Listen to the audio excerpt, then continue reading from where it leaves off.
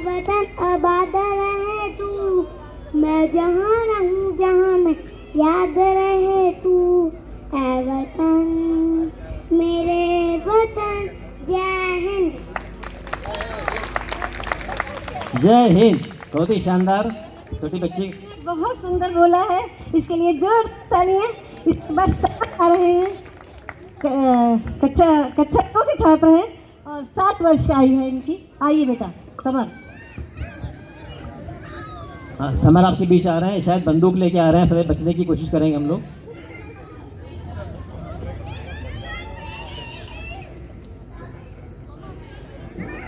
और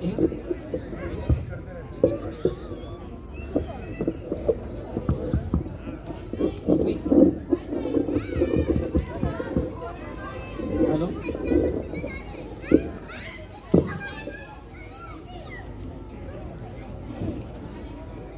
नमस्ते, मेरा नाम सरमन जानी है। आज मैं एक कविता प्रस्तुत करने जा रहा हूँ।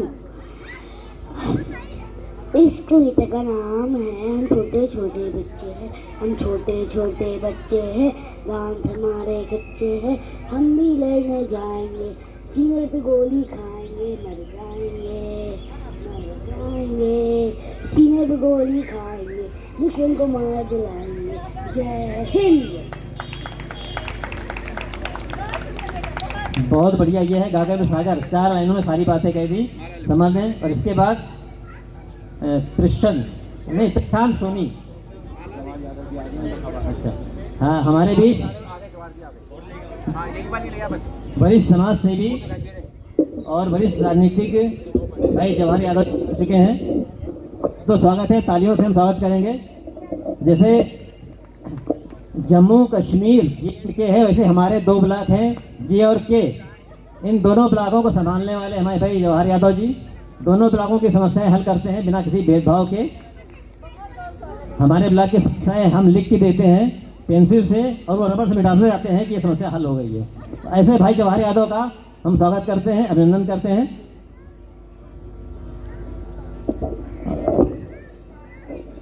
और कृपया स्थान ग्रहण कर लें। 1-2 बच्चों के कार्यक्रम प्रस्तुत होना शेष है। अभी हमारे बीच प्रशांत सोनी है, ये 3.5 साल के हमारे J ब्लॉक से आ रहे हैं। छोटे छोटे बच्चे हैं। हाँ छोटे छोटे बच्चे, खुद बता दिया है, आप धोखा ना खाइएगा, ये छोटे छोटे बच्चे हैं। हेलो, इसके बाद में जवाहर जी बोलेंगे 2 शब्द, फिर जाएंगे वो। इसके बाद में लड़के की बात है, ठीक है ना? हाँ छोटे छोटे बच्चे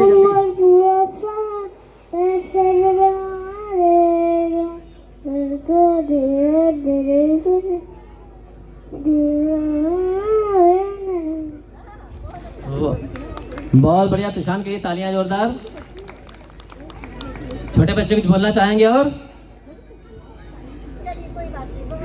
जब देश आजाद है, आप भी आजाद हैं, जितनी इच्छा उतना बोलेंगे, कोई जबरदस्ती नहीं है किसी की। भारत, ये हमारा देश भारत है और ये भारत के बच्चे हैं। तो हमारे बीच भाई जवाहर यादव जी मौजूद हैं। मैं निवेदन करूंगा कृपया मंच पर आएं और अपने शुभ वचनों से हमें प्रेरित करने की कृपा करेंगे। कि बिल्कुल बिल्कुल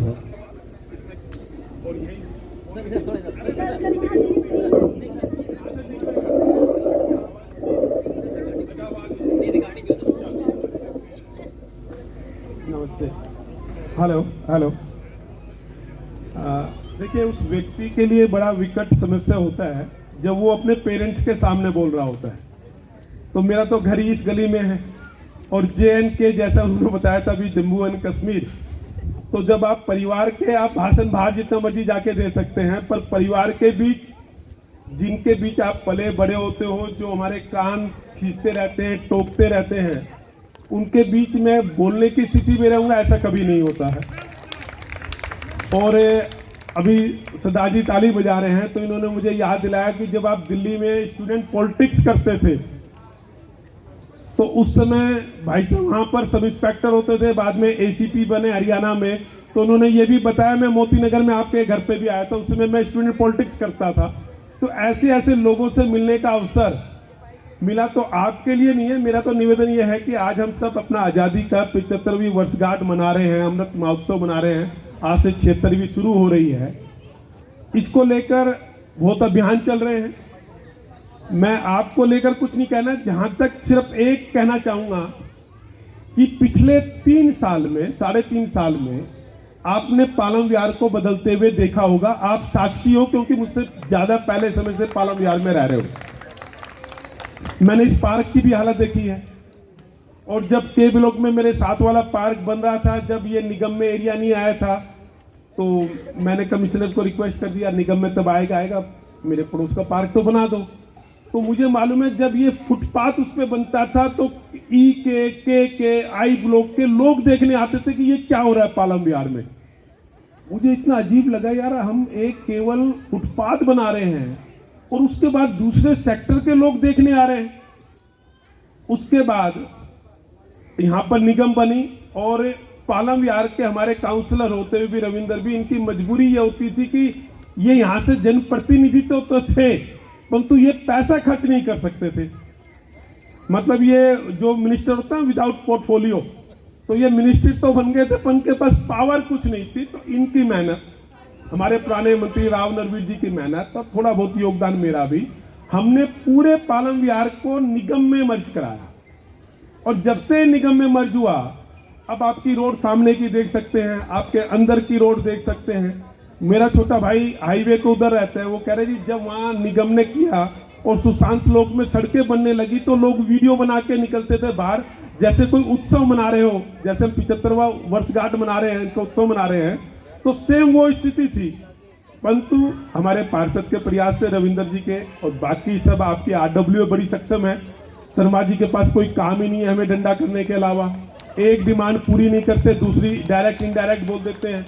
अच्छा, इतने प्यार से आके बोल देते हैं, पता ही नहीं चलता कि अच्छा मेरे से बात कम होती है, पापा को जाके सेट कर लेते हैं, क्योंकि इनकी पिताजी से ज्यादा बनती है। तो पिताजी बाद में पूछते हैं वो शर्मा जी को क्यों परेशान कर रखा है।